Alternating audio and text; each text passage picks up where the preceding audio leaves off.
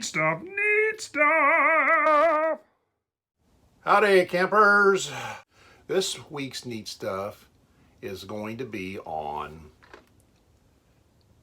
tire pressure monitoring systems, commonly called TPMS, which I think it's for time people met scary. If you want to, wait till the end of this program, and I'm going to tell you a little about Scary Gary. Why should you have a tire monitoring systems?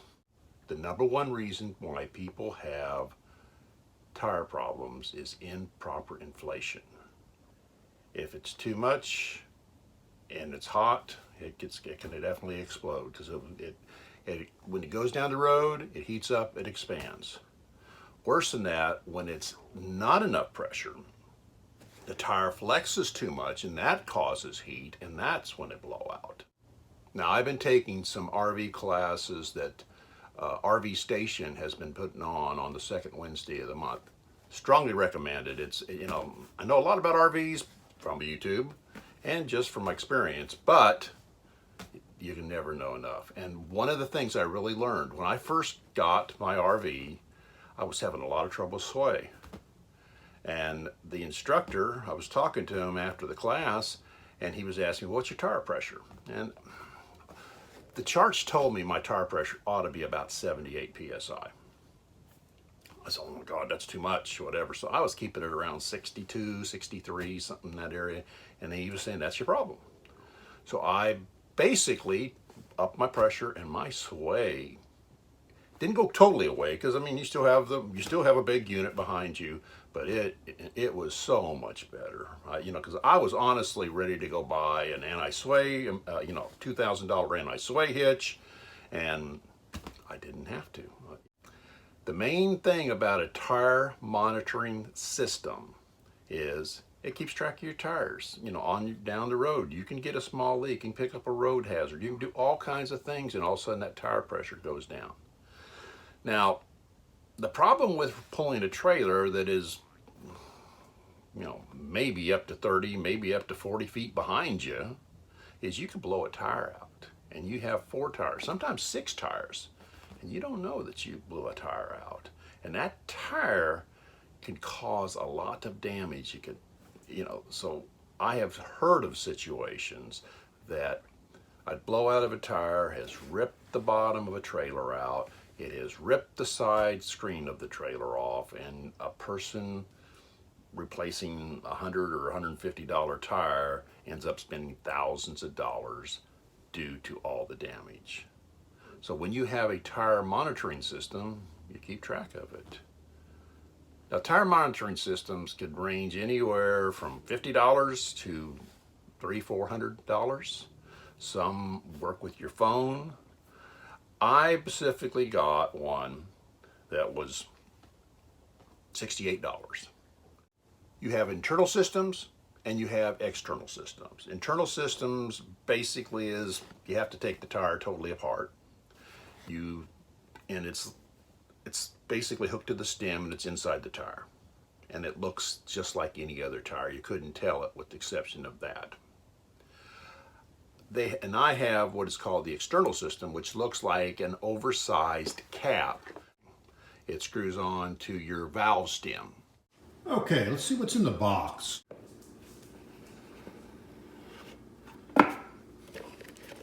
Instructions, which we read all the time. And this is specifically the device that gives you the pressure that you set on your dash. It is Bluetooth to these little valve stems that stick on, and they're labeled front left, front right, front left, front right, rear right, rear left. They have a little nut that goes on the bottom of them, that you basically put this and screw this on the valve stem to start out with, and then you screw this on there, and then you back this out so it basically keeps them from falling off. And they provide you with a nice little wrench to do this work with.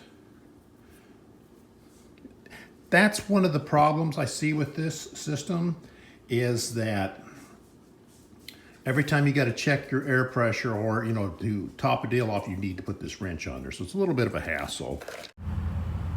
Okay, when you're doing this, I always bring this out, turn it on out here. You see it's all zeros right now. I'm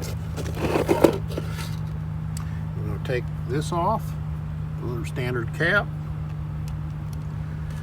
This nut we were talking about earlier, we screw it on here.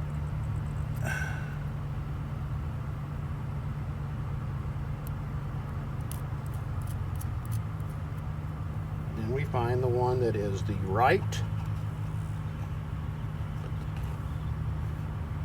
front right. It's got an F. Barely see it on there, but basically it turns on here like such.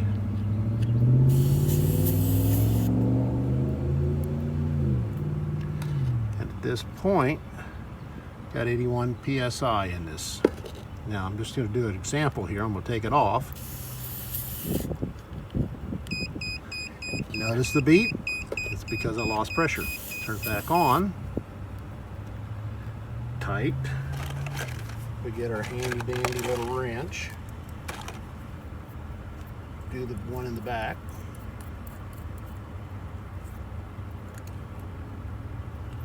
Tighten it up. And bam. It's reading 81 psi. So as promised, a little about Scary Gary. When Dad was in the corporate world, we took vacations regularly and camped the entire time. He started out with a little homemade pop-up camper and then he may rent pop-up tent type campers. He owned a Rollite, which was like a hard side pop-up for a good period of time. And we traveled all over the United States. Mexico a couple times, Canada a couple times. I truly enjoyed camping when I was a kid. When I got into 4th grade, Dad decided corporate wasn't quite the what for him, and he started his own business. He started a little cleaning service, and there was no camping until I was about a junior in high school. And that's when Dad and Mom and my little sister took a trip to Alaska, which is very significant because unfortunately I had to stay home and keep up with the cleaning business, so I didn't get to go to Alaska. And I have been to 49 states, but I never made it to Alaska. Alaska was the point I talked my wife into saying, I want to go to Alaska and I want to do it with an RV. Unfortunately, I got into construction back in 1979. And construction does not allow long vacations, doesn't allow camping vacations very often. I mean, you don't hardly get any time off. You keep thinking, well, I'm going to finish this job and then I'm going to take a vacation. But guess what? Another job's there, another job's there, another job's there. So your life gets in the way. So we took little trips, but they were like 3 days, 4 days. But again, all these trips are fly trips and hotel trips and things, and they were never the camping trips. So the lack of Alaska convinced my wife that it is time for us to buy an RV. So in 2017, we bought Loretta. And so far, we've been 1,600 miles. We haven't done Alaska yet, but that is in the works. Now, lastly, many people ask me, where's the scary come from? Scary Gary. My grandson, the youngest one, the smallest one of the 4 you see at the end of this video, we went out to a very nice restaurant one evening, and he basically looked me square in the face. He goes, I know what you call yourself. Says, you call yourself Scary Gary.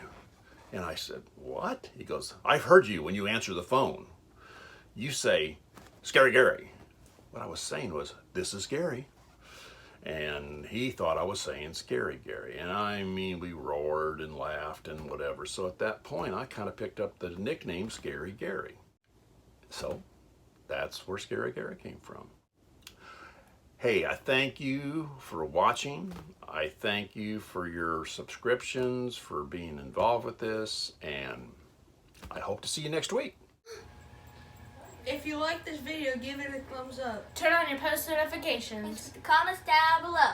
Hit the subscribe button and you'll make me happy.